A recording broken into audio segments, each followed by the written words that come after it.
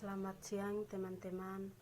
Saat ini kita mendengarkan diskusi mata kuliah keperawatan keluarga kelompok 3 tentang proses keperawatan keluarga yang akan dijelaskan teman-teman saya. Sekian dan terima kasih. Baiklah, keperawatan keluarga adalah suatu rangkaian kegiatan yang diberikan melalui praktik dan sasaran keluarga.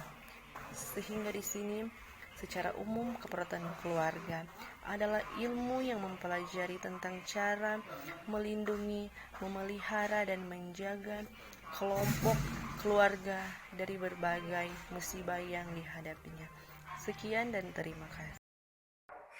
Oke, baik guys, sekarang kita masuk kepada asuhan keperawatan keluarga. Asuhan keperawatan keluarga merupakan proses yang kompleks dengan menggunakan pendekatan sistematik untuk bekerja sama dengan keluarga dan individu sebagai anggota keluarga. Terima kasih.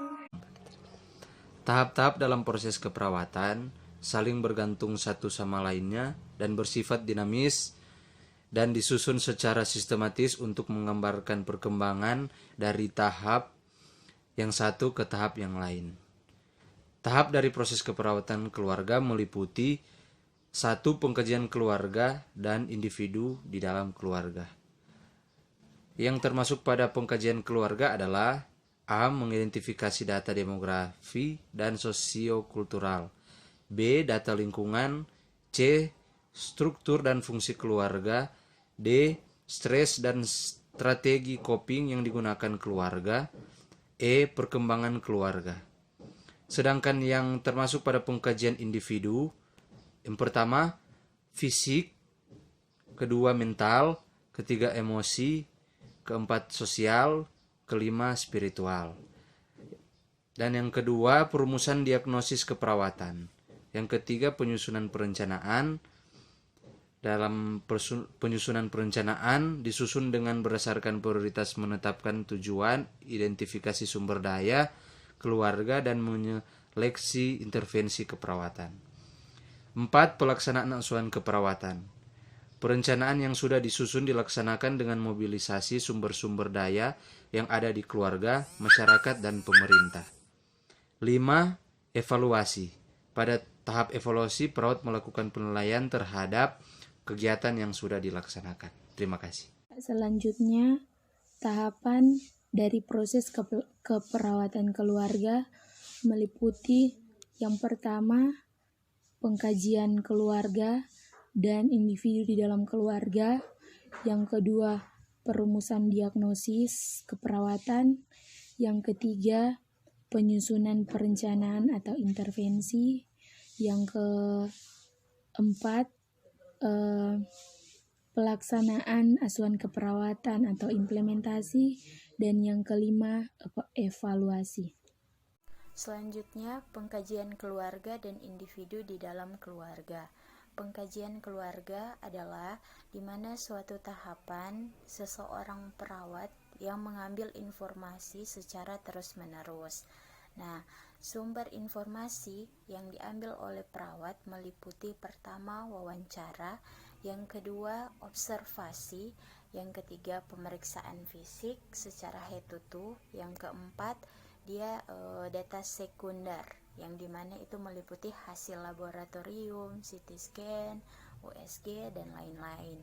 Nah, selanjutnya hal yang perlu perawat kaji yang pertama itu data umum. Data umum ini meliputi identitas keluarga. Nah, di situ identitas keluarga tentunya di situ berbeda daripada pengkajian yang keperawatan sebelumnya. Di keperawatan keluarga ini identitas keluarga itu harus cantumkan nomor KK. Nah, di situ ada perbedaan kan torang lihat bersama. Nah, yang dan juga torang mesti tahu keluarga ini dia anut budaya apa, suku apa. Nah, di situ yang kedua riwayat dan tahap perkembangan keluarga. Nah, di tahap kedua ini dia berbicara tentang pertama tahap perkembangan keluarga saat ini. Jadi di situ torang cari tahu misalnya keluarga ini berada di tahap perkembangan apa. Misalnya keluarga ini tahap perkembangan usia prasekolah atau usia remaja, dewasa muda, dan lain-lain. Yang kedua, dia ada tahap perkembangan keluarga yang belum terpenuhi. Jadi di situ orang mesti kaji atau mesti mendapatkan informasi mengenai tahap perkembangan keluarga apa yang belum terpenuhi dalam satu keluarga, agar supaya orang lihat di situ DP masalah keluarga sehingga orang boleh mau mengangkat diagnosa. Nah, selanjutnya riwayat keluarga inti. Nah, riwayat pada tahap kedua ini orang mesti tahu riwayat keluarga inti, apakah keluarga ini mempunyai penyakit genetik atau tidak. Nah, selanjutnya riwayat keluarga sebelumnya.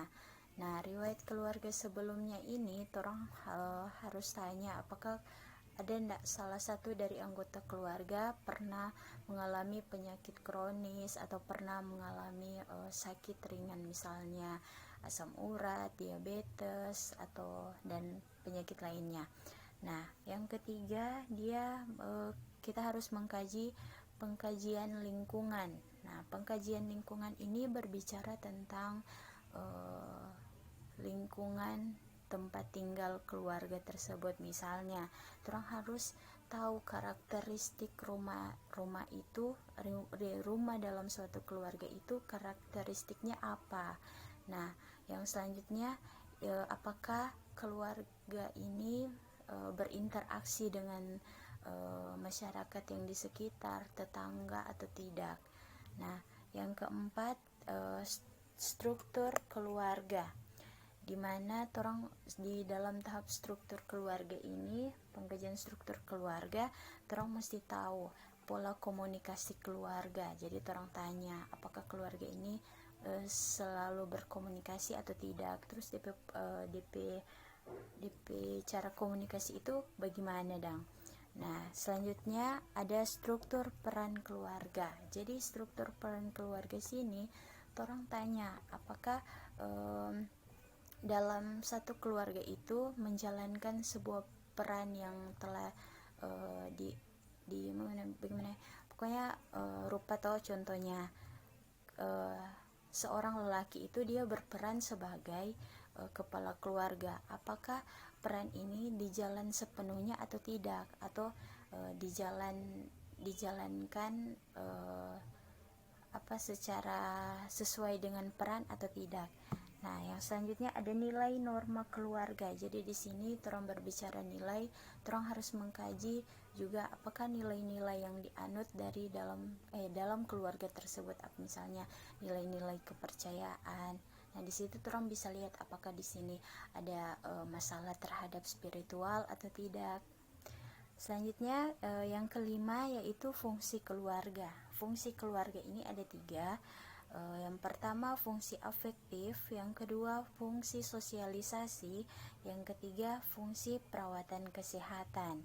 Nah, yang selanjutnya yang keenam, stres dan coping keluarga. Jadi di situ orang mau nilai DP stresor dari keluarga itu apa, DP pola copingnya keluarga itu bagaimana, supaya di situ orang akan mau dapat orang akan melihat masalah apa yang terjadi pada stres dan coping keluarga ini, apakah ada masalah atau tidak. Nah, yang ketujuh yaitu pemeriksaan fisik. Pemeriksaan fisik ini dia sama dengan hetutu. Jadi orang mau nilai dalam keluarga itu DP pemeriksaan fisik secara hetutu itu bagaimana, apakah ada masalah atau tidak. Yang ke-8 yang terakhir yaitu harapan keluarga. Nah, setelah mengkaji semua dari data umum sampai juga DP pemeriksaan fisik secara menyeluruh, orang harus menanyakan harapan keluarga untuk tenaga kesehatan atau keperawatan keluarga itu apa. Ya,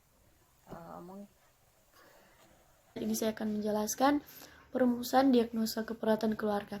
Namun sebelum itu saya akan menjelaskan keluarga menurut Matlaya dan juga Bailon pada tahun 1989. Yaitu keluarga merupakan 2 atau lebih individu yang gabung karena hubungan darah, perkawinan, dan adopsi dalam satu rumah tangga yang saling berinteraksi dalam peran dan menciptakan serta mempertahankan sesuatu. Diagnosa keperawatan terbagi menjadi yang pertama yaitu aktual atau terjadi defisit atau gangguan kesehatan, yang kedua yaitu risiko atau ancaman kesehatan, yang ketiga adalah potensial atau wellness yaitu kesejahteraan kesehatan.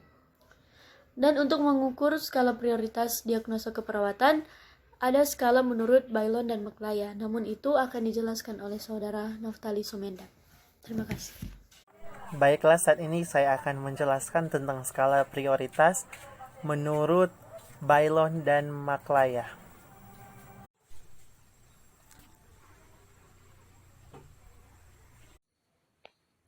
Baiklah, terima kasih atas kesempatan yang diberikan. Selanjutnya kita akan masuk dalam tahap ketiga, yaitu dalam proses keperawatan keluarga, yaitu penyusunan perencanaan atau intervensi. Perencanaan ini merupakan suatu proses penyusunan berbagai intervensi yang diperlukan untuk mencegah, menurunkan, atau bahkan mengurangi bukan hanya masalah pada satu individu, melainkan pada satu keluarga tersebut. Dengan kata lain, perencanaan ini merupakan proses pemecahan masalah pada keluarga tersebut. Penentuan tujuan dan hasil yang diharapkan sangatlah penting untuk menentukan keberhasilan penyelesaian masalah kesehatan yang dialami keluarga tersebut. Karena kedua poin ini merupakan fondasi awal dalam menentukan suatu intervensi. Tujuan dirumuskan untuk mengurangi atau meminimalisir stresor. Tujuan juga terdiri atas dua bagian. Yang pertama tujuan jangka panjang dan yang kedua tujuan jangka pendek. Apa itu tujuan jangka panjang? Tujuan jangka panjang ini mengacu pada bagaimana keluarga mengatasi problem atau masalah yang terjadi. Sedangkan untuk tujuan jangka pendek mengacu pada bagaimana keluarga mengatasi etiologi atau penyebab sehingga terjadinya masalah. Adapun bentuk tindakan kita sebagai perawat yang dapat kita lakukan dalam penyusunan intervensi. Yang pertama, mengkaji atau menggali kembali tingkat pengetahuan atau bahkan pemahaman keluarga mengenai masalah yang telah terjadi. Yang kedua, memberikan penjelasan kepada keluarga mengenai faktor penyebab atau etiologi, tanda dan gejala, cara perawatan hingga penanganan, serta pentingnya pengobatan secara teratur. Dan yang ketiga, memberikan motivasi, memberikan support kepada keluarga yang nantinya dapat memberikan dampak yang positif bagi keluarga tersebut. Dan yang terakhir, memberikan pujian kepada keluarga atas apa yang telah diketahui dan atas apa yang telah dilakukan atau dilaksanakan. Terima kasih, sekian untuk intervensi. Pelaksanaan asuhan keperawatan. Implementasi keperawatan adalah serangkaian kegiatan yang dilakukan oleh perawat untuk membantu klien dalam menghadapi status kesehatan yang dihadapi. Implementasi tersebut merupakan inisiatif dari rencana tindakan keperawatan untuk mencapai tujuan yang spesifik. Sebelum pelaksanaan asuhan keperawatan ada rencana tindakan. Di sini merencanakan tindakan atau masalah status kesehatan. Di sini akan ada rencana. Setelah ada rencana, kita masuk pada pelaksanaan. Kita melaksanakan suatu tindakan yang telah direncanakan. Untuk tujuan dari implementasi atau pelaksanaan tersebut untuk membantu klien dalam mencapai tujuan yang telah ditetapkan yang mencakup peningkatan kesehatan, pencegahan penyakit, dan pemulihan kesehatan. Kita masuk pada evaluasi keperawatan keluarga. Ya, di sini teman-teman kita akan melihat bahwa seberapa berhasilkah asuhan keperawatan yang kita buat dalam keperawatan keluarga ini. Di sini kita akan lihat apakah diagnosa yang kita gunakan bisa berhasil sesuai dengan intervensi rencana kita dalam proses keperawatan keluarga. Dan setelah kita lakukan pelaksanaan, apakah hasilnya? Di semua itu akan kita rangkum dalam evaluasi. Dalam pembuatan asuhan keperawatan, dalam evaluasi itu ada mencakup namanya data subjektif, data objektif, assessment, dan planning. Di sini untuk data subjektif itu adalah data yang kita temukan sesuai dengan apa yang dikatakan keluarga atau klien yang kita lakukan asuhan keperawatan. Selanjutnya untuk data objektif, apa yang kita lihat setelah kita lakukan keperawatan keluarga ini. Dan yang ketiga adalah assessment, apakah masalah ini sudah teratasi atau belum.